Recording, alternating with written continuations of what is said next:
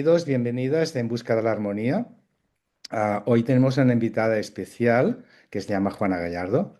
Buenos días por estar aquí, Juana. Buenos días. Ella es profesora de filosofía, es terapeuta Gestalt, asesora filosófica y escritora, y un largo etcétera. Hoy hablamos de su libro que se llama Grietas. Y bueno, ¿qué tal? Pues sí, Cuéntame, Juana. es este libro que se Sí. llama Grietas. Muy bien. ¿Cómo estás, Juana? Pues bien, un poco nerviosa porque ¿Sí?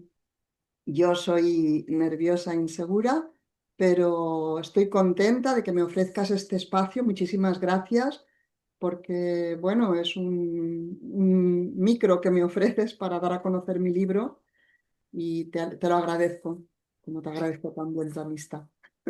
Yo, Juana, también estoy muy contento de que estés aquí y que podamos disfrutar de este espacio y de poder divulgar también tu obra. Y bueno, Juana, para empezar, a mí me gustaría comentarte o comentar, digamos, para la audiencia, frases que son las que tú empiezas, ¿no? En tu libro, que para mí son muy sugerentes. Por ejemplo, tienes que aprender a levantarte de la mesa cuando ya no se sirve amor. Esto lo dice Nina Simone. Frases realmente muy potentes y muy bellas, ¿no? En sí. También el hombre feliz es aquel que siendo rey o campesino encuentra paz en su hogar, como decía Goethe. Podríamos seguir también con esto, ¿no? Pero me gustaría un poco que tú comentaras el porqué de estas frases y empezar tu libro. Claro, ¿por qué de estas frases que escogí? Pues porque creo que mi libro, Grietas, consta de tres partes. La primera son relatos, la segunda es una pequeña novela y la tercera poemas. Mi libro intenta contestar a dos preguntas fundamentalmente. ¿Qué es una casa? ¿Y qué podemos hacer con lo que nos hiere? Estas son las dos preguntas que recorren mi libro, ¿no? Y la primera parte está constituida de relatos muy duros, que al principio tuve dudas porque pensaba, ¿quién va a querer en esta época en la que vivimos leer historias tan duras? Pero no hay un regodeo en el dolor en estas historias.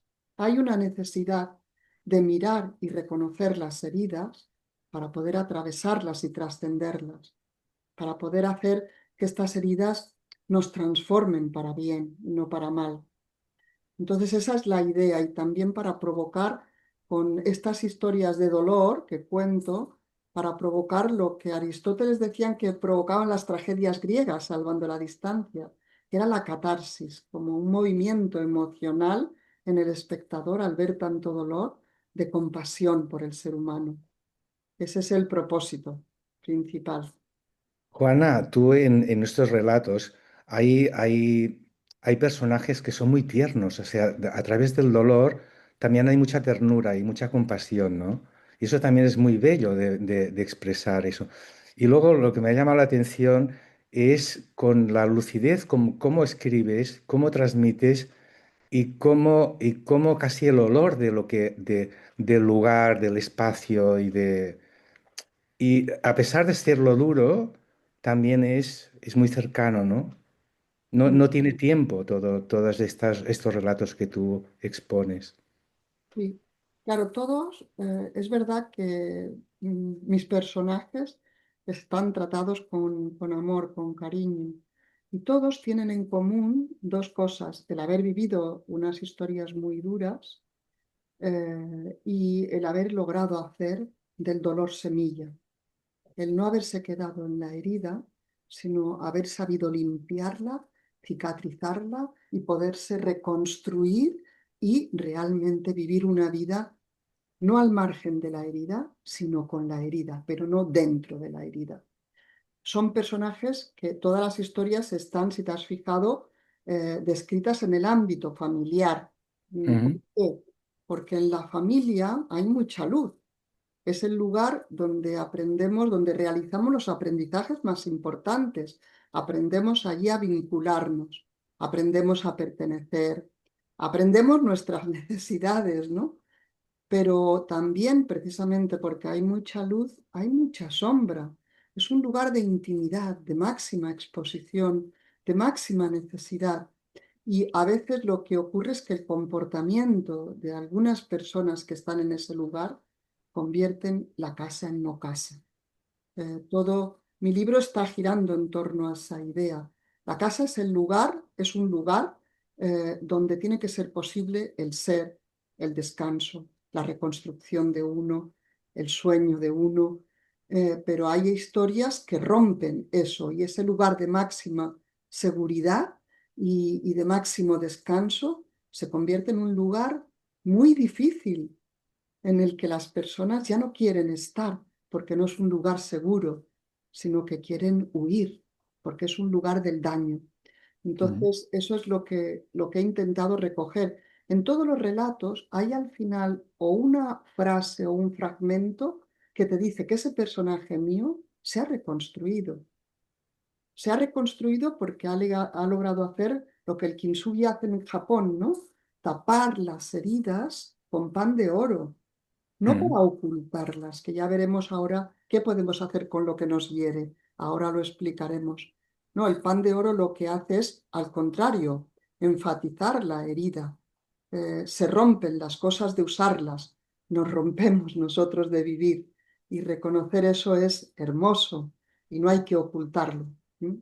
Porque bueno, creo que te he contestado. Ahora veremos qué sí, podemos hacer con lo que nos hiere, que es otra pregunta, ¿no? sí. Y bueno, como haciendo mención también en tu introducción, ¿no? Ninguna herida es un destino, como dice Boris Cyrulnik, ¿no?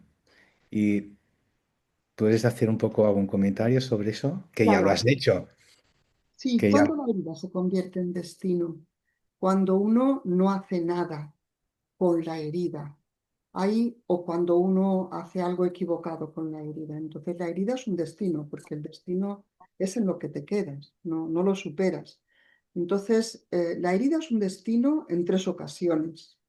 En primer lugar, cuando se niega la herida. En segundo lugar, cuando se oculta. En tercer lugar, cuando se convierte en rabia. Estas son las tres formas en las que la herida se convierte en destino. Por ejemplo, cuando se oculta la herida. Voy a poner ejemplos literarios que tenemos excelentes. En la casa de Bernarda Alba. Las puertas se cierran porque Bernarda Alba tiene allá una verdadera tiranía en que sus hijas no son fines en sí mismos, sino instrumentos de sometimiento a su poder. Y Mm, las puertas se cierran, es una casa cerrada para ocultar todo lo que pasa allá. mm, ¿Qué pasa al final? ¿Qué sucede al final? Pues que al final la madre intenta disparar al romano, que es el que está pretendiendo a su hija, y la hija, creyendo que lo ha matado, se suicida. Ahí la hija no encuentra ninguna salida para la herida que le está proporcionando la madre. Esa es una forma de que la herida sea un destino, ocultándola. Otra es negándola. Yo niego la herida y no la miro. En este caso tenemos a Dostoyevsky. Dostoyevsky tenía un padre extremadamente cruel. Él tenía 100 esclavos en su hacienda, el padre de Dostoyevsky, y resulta que es tan cruel con los esclavos que los esclavos le acaban matando. Pero sin embargo, Dostoyevsky, en las cartas a su hermano y en todas las declaraciones personales, nunca reconoce esa crueldad del padre. ¿Por qué? Porque la familia está muy mitificada y cuesta ver el dolor, cuesta, y parece que seamos desleales si reconocemos las heridas que allí se nos infringen. Entonces Dostoyevsky efectivamente a nivel personal no reconoce la herida del padre, pero desarrolla epilepsia, insomnio, se mm, hace adicto al juego y durante todas sus novelas hay multitud de padres muy crueles, como los hermanos Karamazov. ¿Y qué ocurre en los hermanos Karamazov? Que uno de los hijos escoge otro camino equivocado para tratar la herida, lo convierte en rabia. es cuando la víctima se convierte en victimario, el maltratador se convierte el maltratado se convierte en maltratador, o el hijo, en este caso, en parricida, acaba matando al padre. Los tres, tanto la rabia, el resentimiento, como la ocultación, como la negación, son formas de hacer de la herida el destino, porque no te salvas de su efecto. Su efecto no es temporal, sino que acaba afectando a toda tu vida.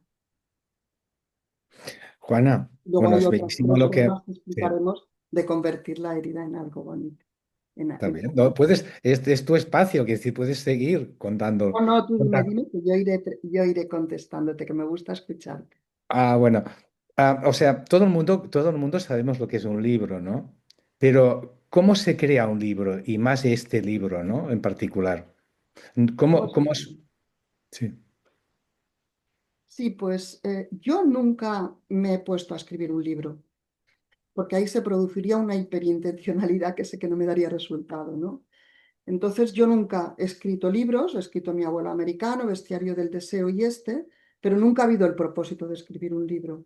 Hay el deseo profundo desde mi adolescencia de escribir. Yo siempre he escrito, siempre, siempre, desde que era muy pequeñita, en folios o en recortes de papel, yo escribía, yo he necesitado expresar. ¿Qué ocurre? Que vas escribiendo por pura necesidad, porque al final la escritura es una necesidad para mí, como respirar, como comer, y lo hago cada día, pero Mm, no porque me lo haya propuesto tampoco, sino porque cada día emerge un momento de intimidad entre conmigo misma y entre la escritura y yo. Y entonces llega un momento en que tienes un libro. ¿Esto por qué lo hice? Porque yo sabía que tenía todas las historias que la gente me ha ido contando. Pero claro, estas no son las que me han contado. Yo sabía que estaba llena de historias. Y si en la vida a mí me han contado tantas historias, yo me voy a ir de esta vida con todas estas historias. Yo tengo claro. que hacer con ellas. ¿Para qué? Para decir al mundo que hay mucho sufrimiento.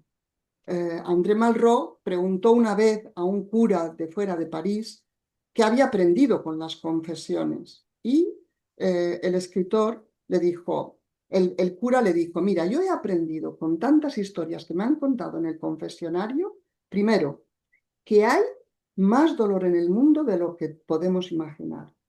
Y segundo, que no existe el ser adulto, en el sentido de que todos somos como niños. Yo comparto lo primero. Hay mucho más dolor, mucho más Mm, sufrimiento del que podemos imaginar. Pero yo creo que sí que hay un adulto que puede sobreponerse a ese dolor y hacer de su vida un bello jardín. Entonces, esta es mi idea, contar este dolor que yo he percibido de tantas historias que me han llegado para mover, como digo, la compasión.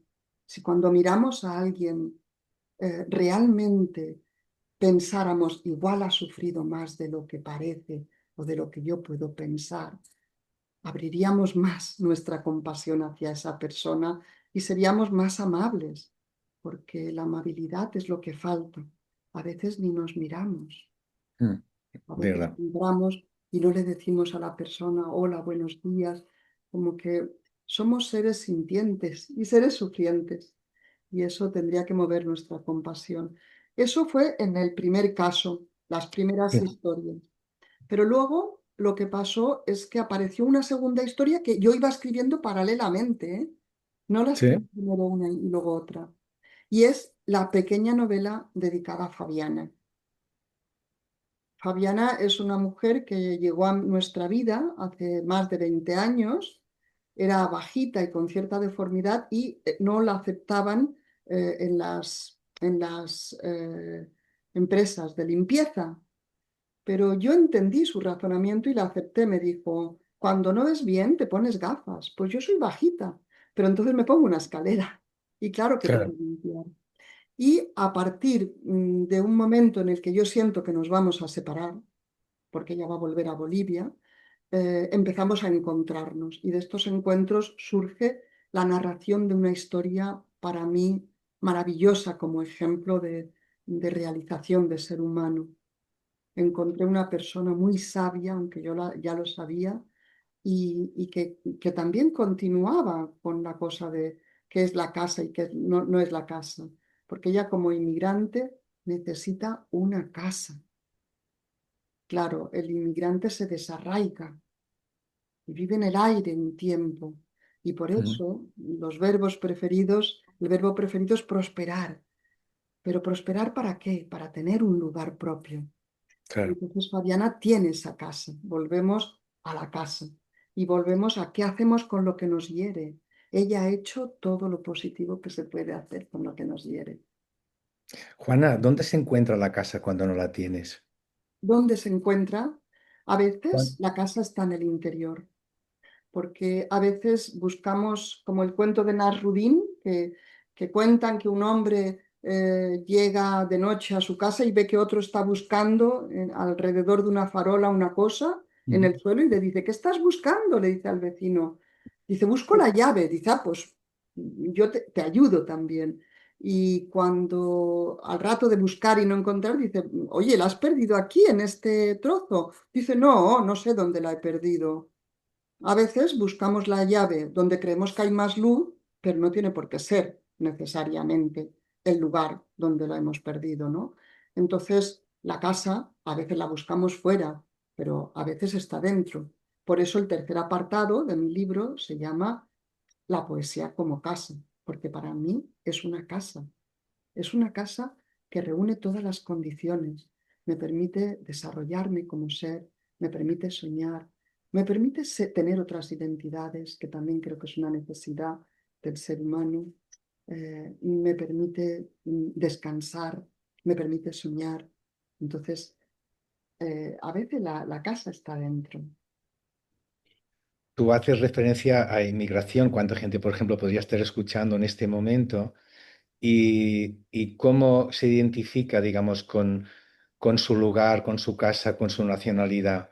Por ejemplo, ¿qué les dirías, por ejemplo, a esta gente? ¿Qué ejercicio podrían hacer que se sienten desarraigados, por ejemplo, de su lugar de origen?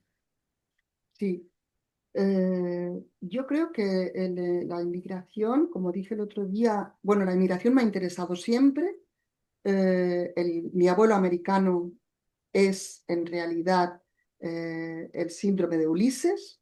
Describo en forma de historia lo que es el duelo del emigrante, que es un duelo muy intenso, porque supone, en primer lugar, perder, pierdes el contacto con tus raíces, pierdes el contacto con tu paisaje, pierdes el contacto con tus costumbres, con tus seres queridos. La pérdida está en el origen de la base de la experiencia de la inmigración.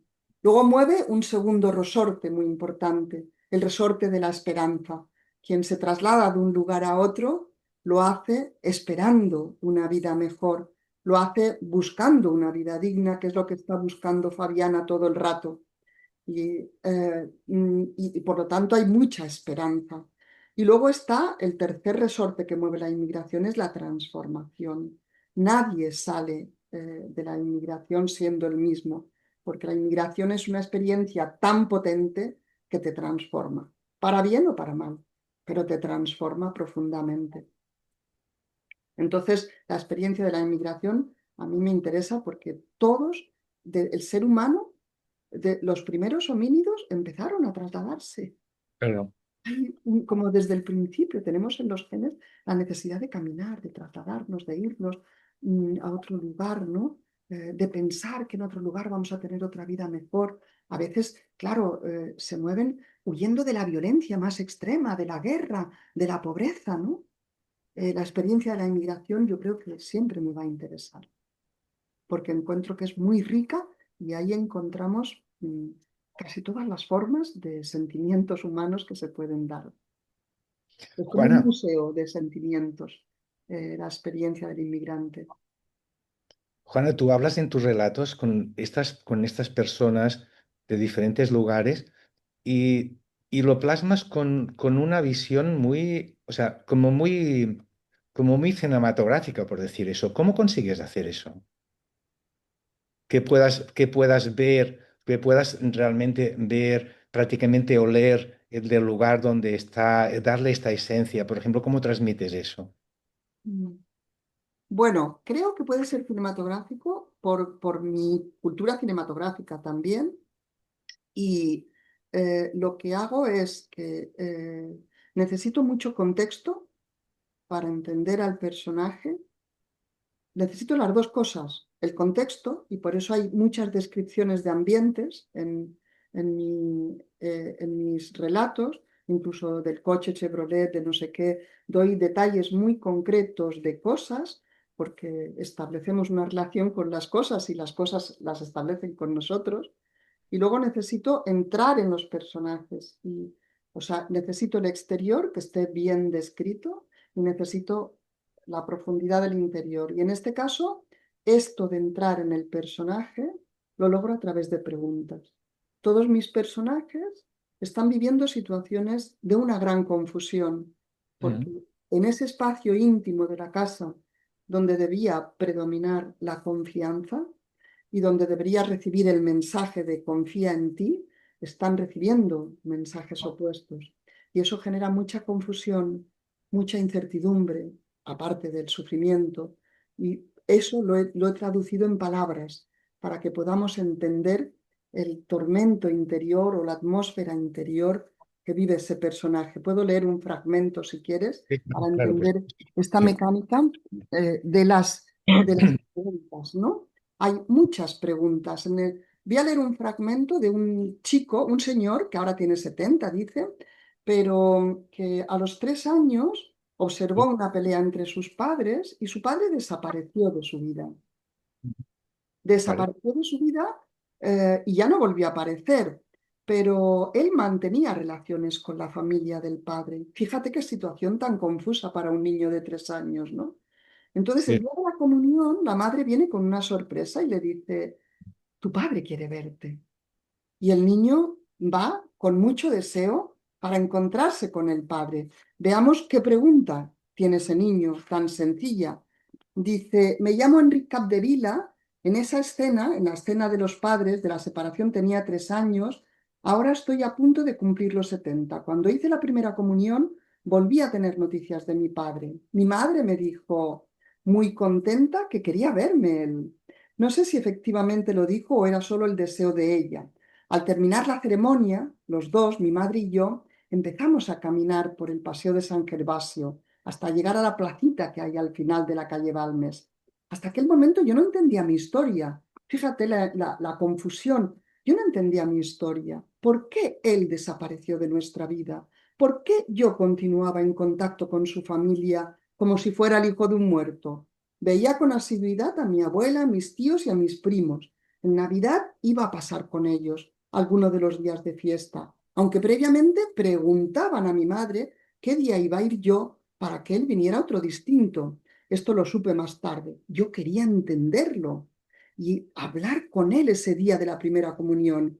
Y por eso, ese día, yo llevaba la pregunta preparada. ¿Por qué no me quieres, papá? ¿Por qué no me quieres? A veces son preguntas tan sencillas como esta. Un niño está creciendo sin su padre y se lo pregunta, ¿no? Hay otras muchas preguntas. Hay, por ejemplo, una historia de dos hermanos eh, que, que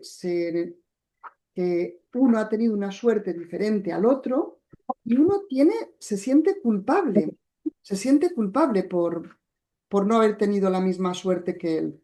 Espera que Y que el hermano que se siente culpable porque ha tenido una vida más feliz que su hermano, que es adicto, se ha perdido, dice, ¿por qué tú?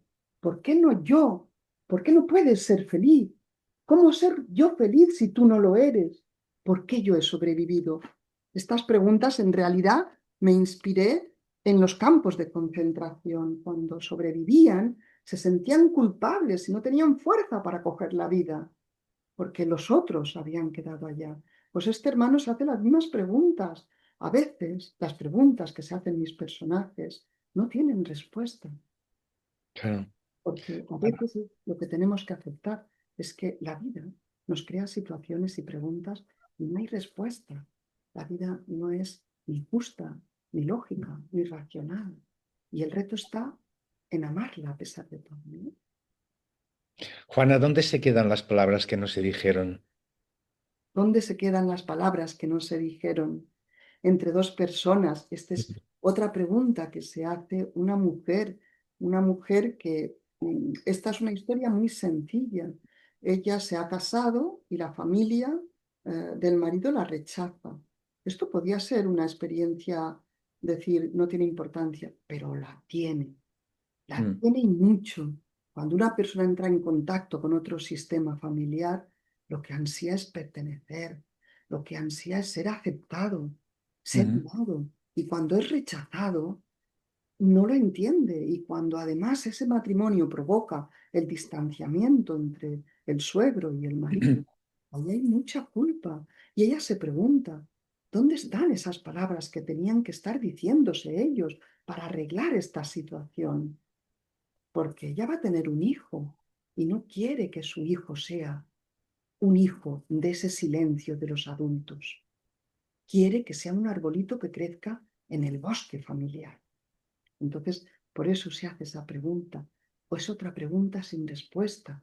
Cuando dos amigos se dejan de hablar, cuando un padre y un hijo se dejan de hablar, todas esas palabras que tenían que haberse dicho, ¿dónde están?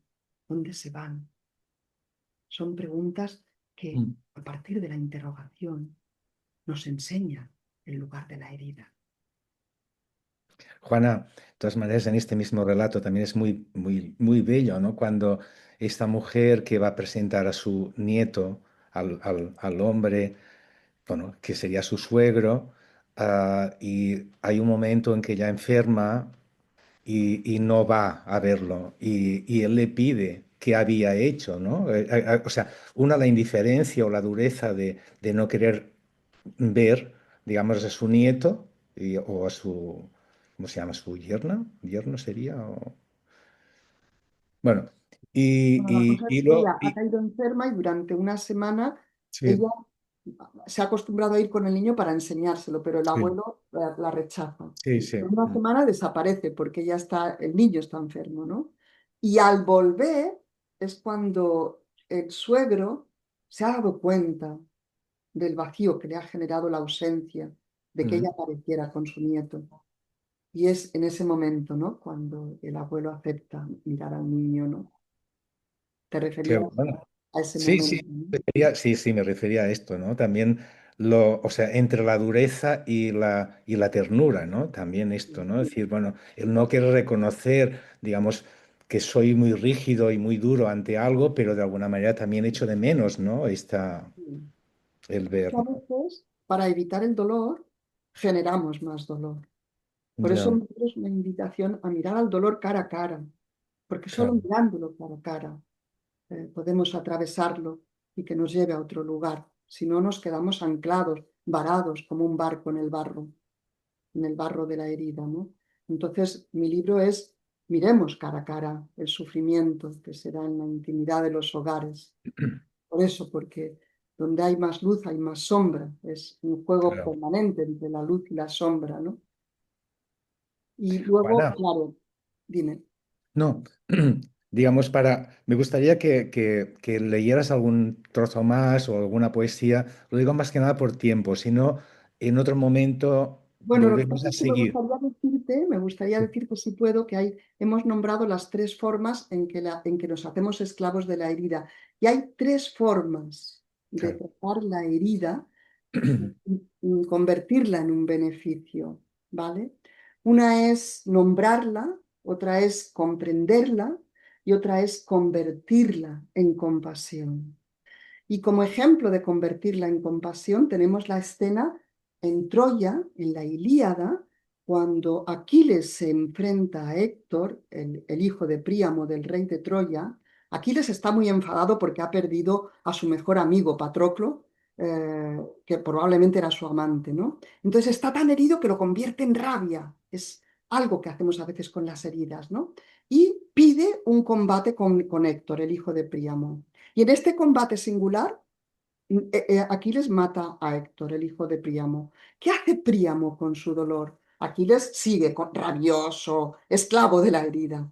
Pero Príamo una noche se escapa y va al campamento de los agriegos y entra en la penumbra, entra en la tienda de Aquiles y se pone delante de él y se arrodilla y le besa las manos y le dice, mira Aquiles, estoy haciendo algo que es muy difícil, estoy besando las manos de quien ha matado a mi hijo y te pido por favor que me devuelves su cadáver.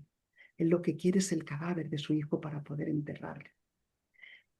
Príamo ha convertido la herida en compasión y de repente despierta la compasión de Aquiles. Aquiles sale de la rabia, se pone a llorar, lo levanta, lo abraza y puede llorar ya Patroclo, no convertirlo en venganza la herida por la pérdida, ¿no? Esto es algo que podemos hacer. Y otra cosa que podemos hacer es poner nombre al dolor. Mira, en este libro Carta al Padre del excelente poeta Jesús Aguado, él es una carta al padre terrible, pero él intenta curar la herida. Dice, yo no le reprocho nada. Aquí no hay venganza, dice Jesús Aguado, solo heridas curtiéndose a la intemperie, la mía y la de quienes se acerquen a estas páginas. Siempre le deseé y sigo haciéndolo. Siempre le deseé lo mejor.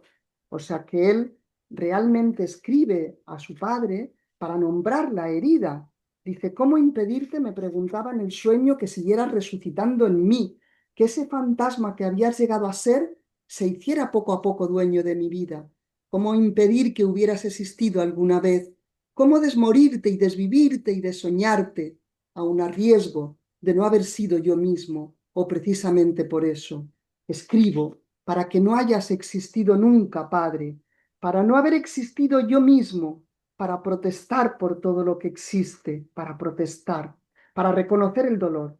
Pero fíjate que al final, después de haber hecho este recorrido por todas las heridas que el Padre le ha infligido, dice, sin vosotros, padres, yo me hubiera perdido el universo, las ensaladas, los amigos, el otoño en el sur, los cuentos de vampiras, el sexo en catarata, los colores, la luz, el humor, los jerseys. Sin vosotros, padres, no hubiera hallado ningún yo para vestirme y estaría ambulando por la nada, un fantasma del no, un círculo intrazado, un vacío vacío. Os doy las gracias por haberme rescatado del nunca y del jamás. Fíjate, este es el Sí. final, este Mm. poema tan bello, solo he leído un fragmento, es el final después de haber reconocido todas las heridas. Aquí este es un camino para sanar la herida, para poder salir de ella transformado, para trascenderla, nombrar y reconocer la herida, salir de la rabia, nombrarla.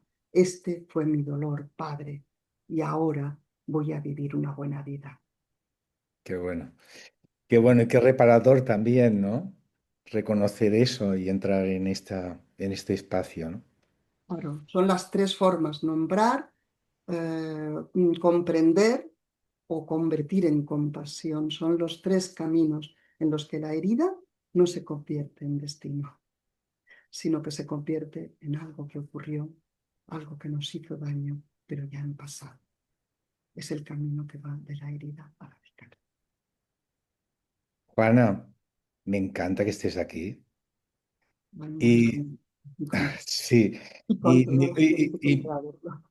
¿cómo? Perdón, no te... Me gusta mucho estar aquí contigo y con toda la gente que luego pueda verlo. Sí, yo creo que será una entrevista muy, muy hermosa y además esperaba mucho esta entrevista porque, porque esperaba especialmente que fuera algo muy, muy hermoso y veo que es así, ¿no? Y bueno, y para terminar, ¿qué querrías decir? De un Qué te poema gustaría, qué te gustaría que te preguntara? Que a veces lo, lo pregunto. mm, bueno, creo que han salido muchas cosas, ¿no? Sí, La entrevista fuera más larga.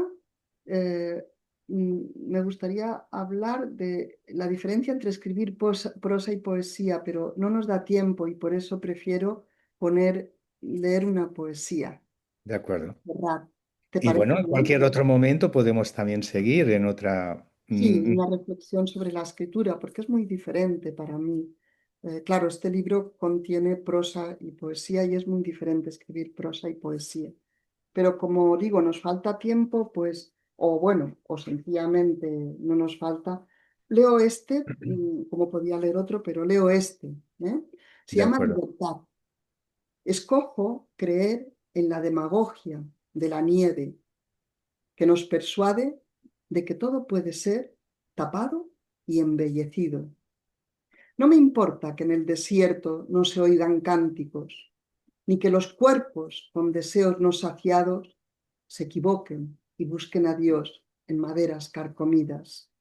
Escojo el vacío, desovillarme, estirar mi condición de hija del azar y acudir a la llamada.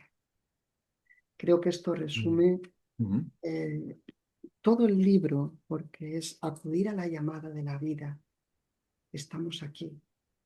La vida es un préstamo y en algún momento nos lo van a pedir otra vez, que lo devolvamos. Entonces, mientras hay que vivir la vida de la mejor manera posible. Muy bien, muchas gracias Juana por estar aquí. Muchas gracias por compartir tu sabiduría y tu amor. Y gracias por ser mi amiga. Gracias de corazón por ofrecerme este espacio y repito por tu amistad de tantos años. Muchas gracias. Gracias, Juana.